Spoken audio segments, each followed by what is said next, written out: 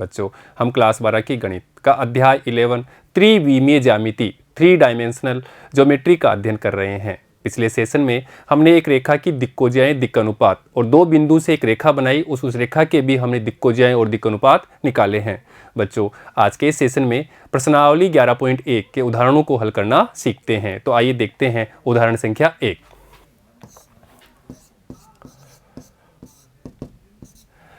यदि एक रेखा x, y तथा z अक्षों की धनात्मक दिशा के साथ क्रमशः 90 डिग्री, 60 डिग्री और 30 डिग्री का कोण बनाती है तो दिक् कोसाइन के मान निकालना है। तो बच्चों, दिक् कोसाइन क्या होता है, पहले तो वो देखिए। दिक् कोसाइन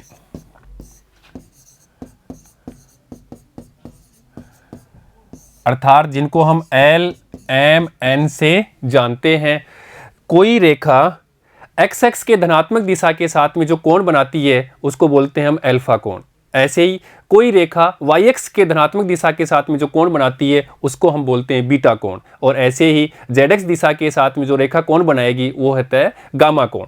और इनके कोस मान, cos alpha, cos beta, cos gamma मान ही क्या कहलाते हैं, दिक् कोसाइन कहलाते हैं। और इनको हम L, M, N नाम से जानते हैं। अर्थात L बराबर कोस अल्फा, M बराबर कोस बीटा और N equal to cos gamma, ये कहलाते हैं दिक् कोसाइन मान कहलाते हैं। और बच्चों, हमें दे रखा है कि alpha equal to 90 degree, X X के साथ में 90 डिग्री, ऐसे वाई एक्स के साथ में 60 डिग्री और जेड एक्स के साथ में 30 डिग्री। तो अल्फा 90, ऐसे ही वाई एक्स के साथ में बीटा कोण बनाता है, वो दे रखा है हमें 60 डिग्री। और ऐसे ही जेड एक्स के साथ में गामा कोण बनाती है और गामा का मान हमें दे रखा है 30 डिग्री।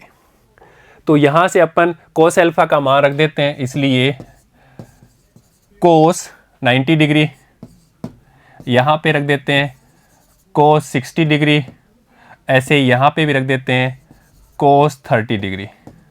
अब देखिएगा, कोस 90 का मान 0 होता है तो इसका मान तो 0 प्राप्त हो गया।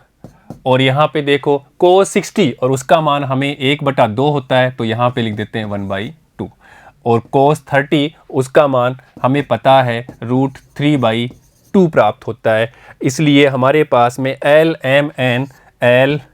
M, N के मान 0, 1/2 और √3/2 प्राप्त हो गए। और यही क्या है, उसके दिक् कोसाइन है। ठीक है बच्चों, नेक्स्ट देखते हैं उदाहरण संख्या 2। यदि एक रेखा के दिक् अनुपात 2-1-2 है तो इसकी दिक् कोसाइन ज्ञात कीजिए। तो देखो बच्चों, दिक् अनुपात जिनको हम ABC के नाम से जानते हैं, दिक् अनुपात जिनको हम ABC के नाम से जानते हैं। और दिक्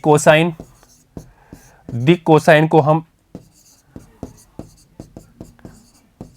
L, M, N के नाम से जानते हैं, ये भी बात कर चुके हैं। और देखो बच्चों, इनमें जो संबंध होता है वो हम जानते हैं कि L equal to plus minus A/√A² plus B² plus C² होता है। ऐसे ही M equal to plus minus B/√A² plus B² plus C² के बराबर होता है। और इसी प्रकार N equal to plus minus C/√A² plus B² plus C² के बराबर होता है। ये पिछले सेशन में हम पढ़ चुके हैं। तो देखिएगा, यहाँ पे हमें दिक् अनुपात दे रखा है, अर्थात ABC का मान हमें दिया हुआ है, वो दिया 2, -1, -2। ABC का मान 2, -1 और -2 दिया हुआ है। तो यहाँ से अपन इस फॉर्मूले की सहायता से ये मान निकाल लेते हैं। तो देखिएगा, इसलिए दिक् कोसाइन निकाल लेते हैं अपन। दिक् कोसाइन जो कि L, M, N है, दिक् कोसाइन, और इनका आपस में संबंध इन फॉर्मूले से हम कल निकाल चुके हैं। इसलिए L equal to plus minus A/√A² plus B² plus C² होता है। और यहाँ से अपन L, equal to plus minus A हमें दे रखा है, देखो यहाँ पे ए हमारे पास है 2 और फिर ए बी सी का मान है यहाँ पे 2 माइनस 1 और माइनस 2, तो यहाँ पे रख देते हैं ए की जगह तो 2 अपॉन अंडर रूट में 2 का स्क्वायर प्लस माइनस 1 का स्क्वायर प्लस माइनस 2 का स्क्वायर। तो यहाँ से हमें देखिएगा, इसलिए plus minus 2 upon 4 plus 1 plus 4 का अंडर रूट प्राप्त होगा, अर्थात 4 4 8 और 9, और 9 का हम वर्गमूल लेते हैं तो 3 हो जाएगा, अर्थात यहाँ से हमें प्लस माइनस 2/3 प्राप्त हो गया। एल का मान ये प्राप्त हो गया। ऐसे ही हम इसी प्रकार m का मान निकालते हैं, और m बराबर होता है plus minus b upon under root A square plus B square plus C square, और b का मान -1 दे रखा है, इसलिए m equal to plus minus यहाँ पे -1 अपॉन अंडर रूट, और इसका मान यहीं से होगा 4 + 1 + 4, अर्थात यहाँ से अपन कर सकते हैं माइनस प्लस, देखिएगा यहाँ से अपने को 1/3 प्राप्त हो जाएगा। ऐसे ही n का मान इसी प्रकार n भी निकाल लेते हैं, n, और n बराबर होता है कोस गामा, अर्थात plus minus c upon under root A square plus B square plus C square. बच्चों फॉर्मूला हमें आना चाहिए, फॉर्मूला आएगा तभी तो हम इस क्वेश्चन को सोल्व कर पाएंगे, इसलिए n equal to plus minus, और c का मान है -2 अपॉन यहाँ पे 4 + 1 + 4, यही प्राप्त होगा, अर्थात यहाँ से हमारे पास में माइनस प्लस 2/3 प्राप्त हो जाएगा। तो ऐसे हमने एल एम एन अर्थात दिक कोसाइन के मान निकाल लिए, एल एम एन, और यही हमारे आंसर है बच्चों, यहाँ से निकाल लिए। ठीक है बच्चों, नेक्स्ट देखते हैं उदाहरण संख्या 3। दो बिंदु दे रखे हैं, पहला है उसके निर्देशांक दे रखे हैं -2 4 -5, और दूसरा बिंदु है उसके निर्देशांक हमें दिए हैं 1 2 3 को मिलाने वाली रेखा की दिक कोसाइन ज्ञात करना है।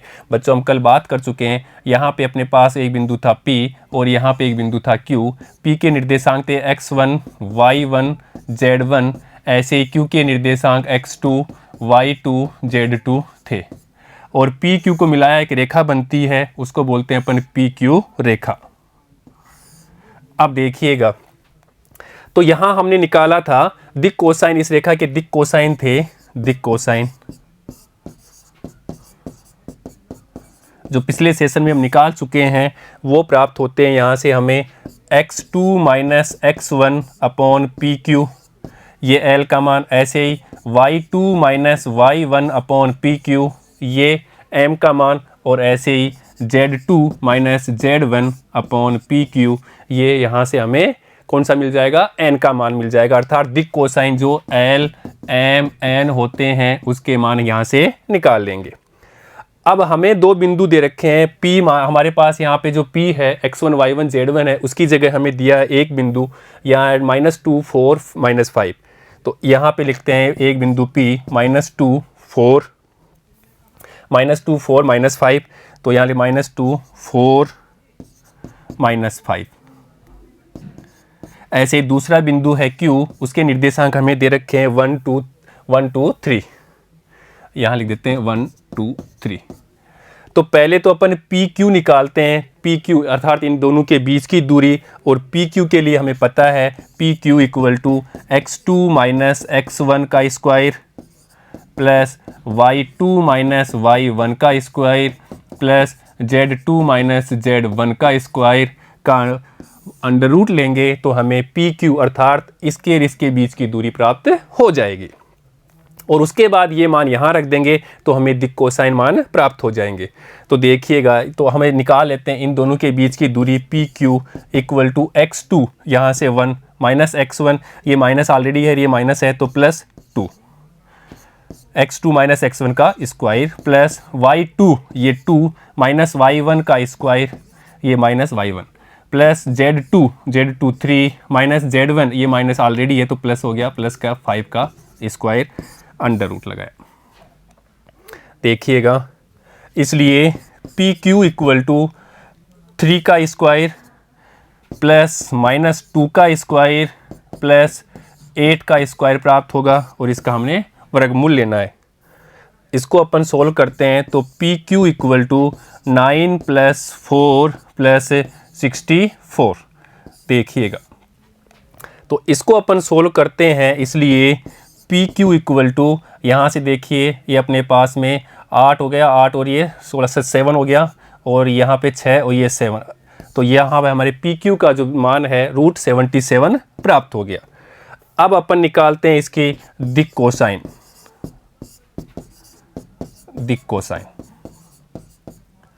और दिक् कोसाइन के लिए एल एम एन के मान निकालने, और एल एम एन के लिए अभी बात कर चुके हैं अपन कि इसका एल बराबर x2 - x1 upon P Q होता है। ऐसे ही m बराबर y2 - y1 बटे पी क्यू होगा, अर्थात x2 अपन यहाँ से ले लेते हैं x2 -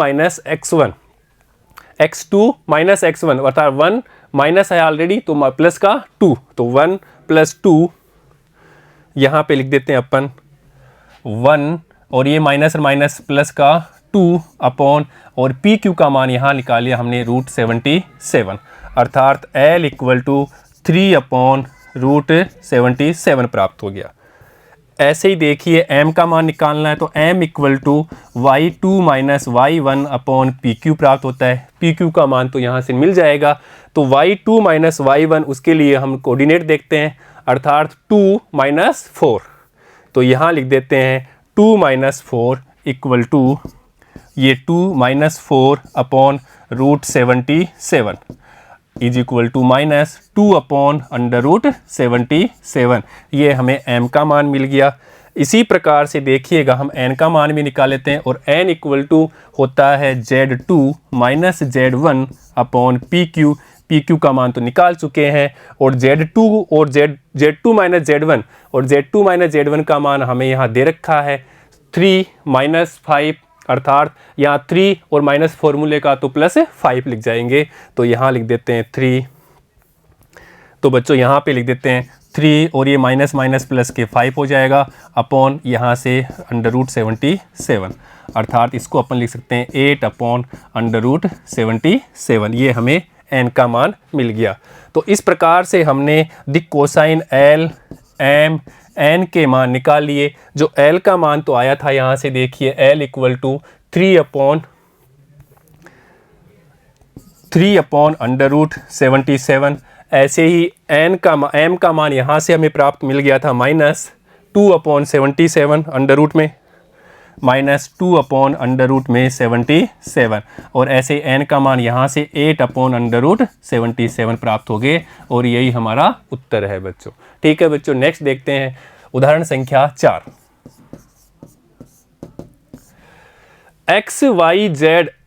एक्स वाई और जेड एक्सों की दिक् कोसाइन ज्ञात कीजिए। बहुत अच्छा क्वेश्चन है बच्चों, देखिएगा ये सिंपल है पर बहुत अच्छा क्वेश्चन है। यहाँ हमारे पास मान लेते हैं ये एक्स एक्स है, ये वाई एक्स है और ये हमारी जेड एक्स है। एक्स एक्स वाई एक्स और जेड एक्स, ये मूल बिंदु है 0 0 0 जिसके निर्देशांक है। अब बोल रखा है कि एक्स एक्स वाई एक्स और जेड एक्स की दिक् कोजाएं ज्ञात करनी है, अर्थात इस बिंदु की दिक् कोजाएं यहाँ पे कौन इसी बिंदु पे एक्स एक्स के साथ में, तो यहाँ पे अल्फा कितना होगा, इस रेखा पे अल्फा का मान अल्फा अर्थात इस डिग्री है, यहाँ पे अल्फा 0 डिग्री होगा एक्स एक्स पे। ऐसे इस बिंदु पे यहाँ पे कोई बिंदु लेते हैं कहीं पे भी इस रेखा पे, तो यहाँ पे इस रेखा के समानांतर तो अल्फा क्या होगा, जो हम जान चुके हैं अल्फा होता है। यहाँ से मान लो ये था हमारी कोई रेखा थी, तो यहाँ से एक्स एक्स के साथ कौन था, वो क्या था, अल्फा था। परंतु यहाँ पे तो क्या है, यहाँ पे देखिएगा या इसी एक्स एक्स पे ही है, इसलिए अल्फा यहाँ पे 0 है। अब देखिए बीटा इसके लिए वाई के साथ में इसका कोण क्या है 90 डिग्री, तो वहाँ लिखेंगे 90 डिग्री। ऐसे ये तीनों हम पता कर चुके हैं कि X X Y X Z X परस्पर एक दूसरे के लंबवत है, तो ये एक्स और वाई भी एक्स और जेड भी आपस में क्या होंगे, लंबवत होंगे, अर्थात यहाँ से और यहाँ का इसका कोण भी कितना बनेगा, वो भी 90 डिग्री बनेगा। और अब अपन जानते हैं कि जो दिक्कोजाएं होती है एक्स एक्स की दिक्कोजाएं, एक्स x की दिक कोसाइन।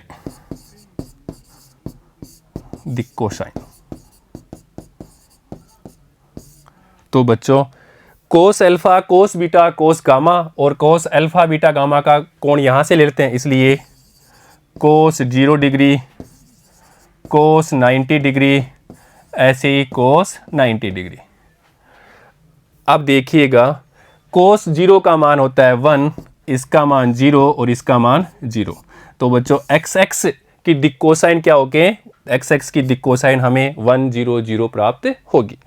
ऐसे ही वाई एक्स की बात करते हैं, वाई एक्स की दिक कोसाइन अर्थात वाई एक्स पे बात करते हैं तो वहां पे एक्स एक्स के साथ कौन एक्स एक्स कितना बनाएगा, अभी बात करते हैं यहाँ पे वाई एक्स पे, इस वाई एक्स की बात करेंगे इस पे।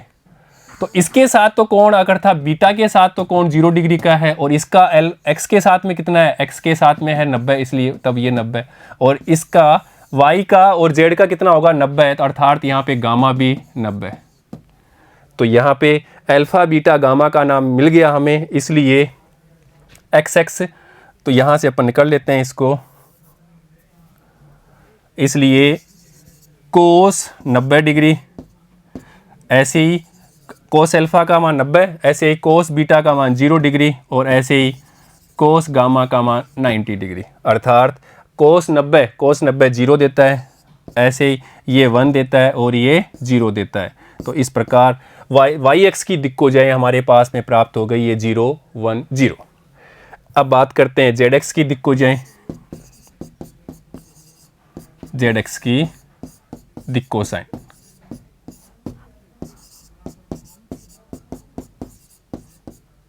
अर्थात ऐसी सिचुएशन में एक्स एक्स के साथ जो कोण बनाएगी अल्फा वो 90 डिग्री का होगा, बीटा वो भी 90 डिग्री का होगा, और गामा वो 0 डिग्री होगा।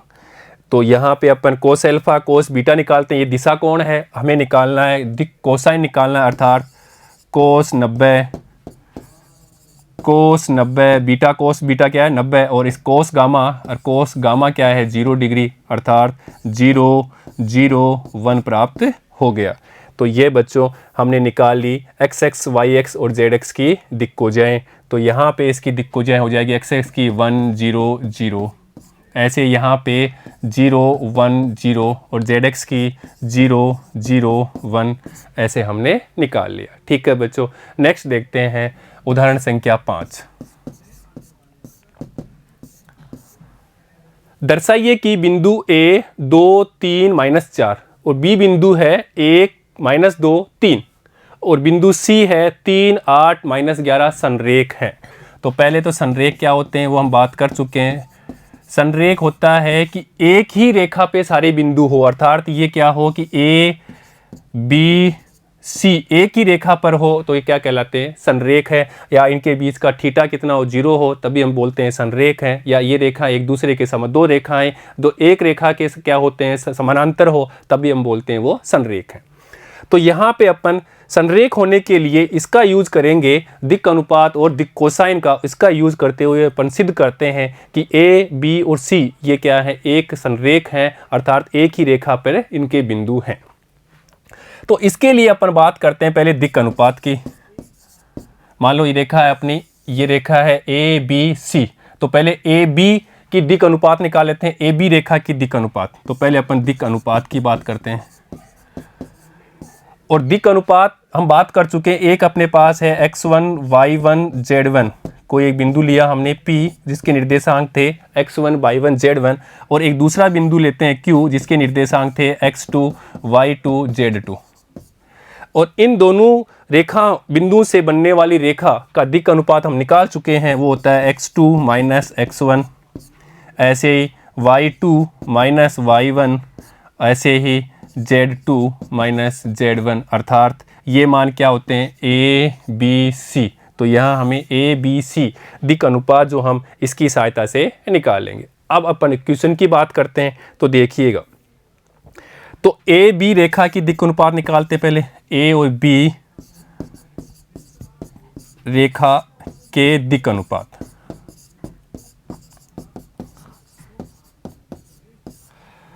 और बच्चों ए बी रेखा के दिक् अनुपात के लिए पहले अपने निर्देशांक दे रखे हैं, फिर इस फॉर्मूले की इसकी सहायता से x2 minus x1 y2 minus y1 z2 minus z1 की सहायता से हम दिक् अनुपात निकल जाएंगे। अर्थात a इक्वल टू प्राप्त होगा x2 minus x1 is equal to, और x2 माइनस x1 यहाँ से ले लेंगे, ये x2 माइनस x1 अर्थात 1 माइनस 2, तो यहाँ लिख देंगे 1 माइनस 2 अर्थात माइनस 1। ऐसे ही b निकालना हो y2 minus y1 equal to, और y2 माइनस y1 का मान y2 माइनस y1 माइनस 2 और माइनस 3, तो यहाँ लिख देंगे अपन minus 2 minus 3 equal to minus का 5। ऐसे ही c निकालना हो अर्थात दिक् अनुपात निकालना हो z2 माइनस z1 अर्थात, और z2 माइनस z1 का मान यहाँ से लेते हैं 3, माइनस यहाँ पे है ऑलरेडी, तो 3 माइनस माइनस प्लस, तो 3 प्लस 4 लिख देंगे यहाँ पे, ये 3 प्लस 4 इक्वल टू 7। तो यहाँ हमारे पास में ए बी रेखा के हमें दिक् अनुपात मिल गए, ए बी रेखा के दिक् अनुपात वो हमारे पास में -1 -5 और 7 प्राप्त हो गए। ऐसे ही अपन बी सी रेखा के दिक् अनुपात निकाल लेते हैं। बी सी रेखा के दिक् अनुपात देखिएगा, ऐसे अपन निकाल लेते हैं बी सी रेखा के दिक् अनुपात।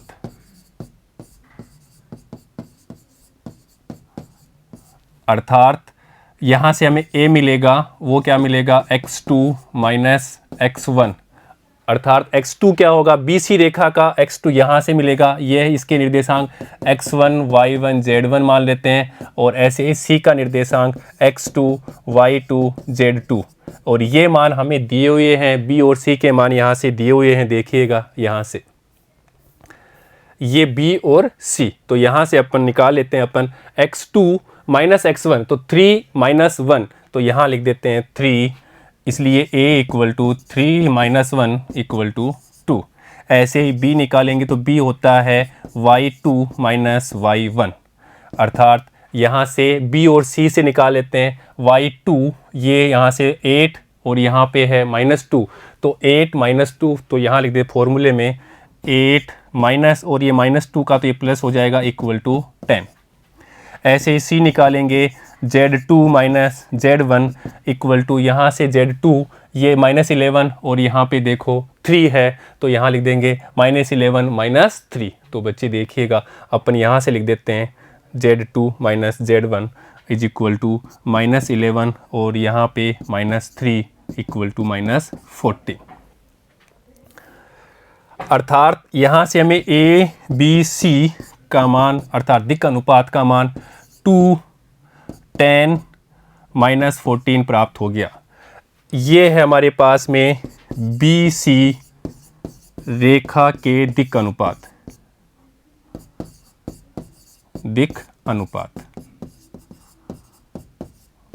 वो हमारे पास में -2 10 -14। अब देखिएगा, और हमने निकाल चुके हैं ए बी रेखा के दिक् अनुपात, ए बी रेखा के दिक् अनुपात वो हम निकाल चुके हैं।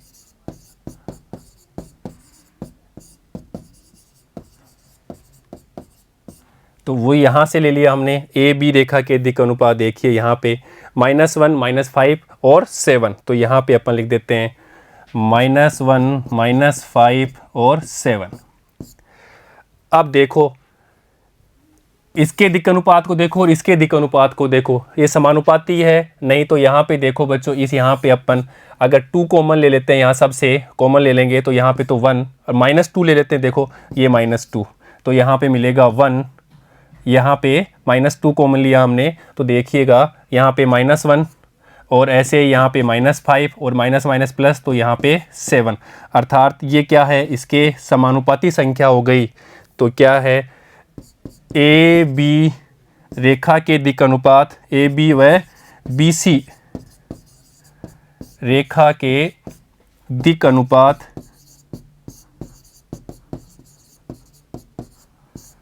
समानुपाती हैं।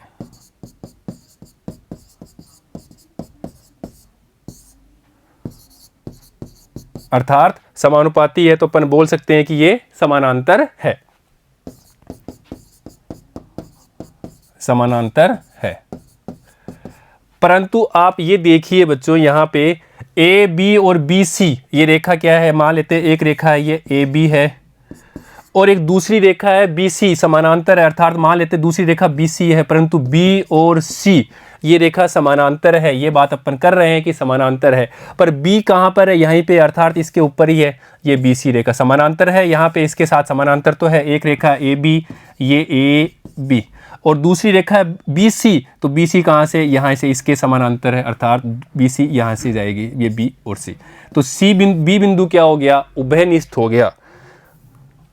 परंतु बी बिंदु दोनों रेखाओं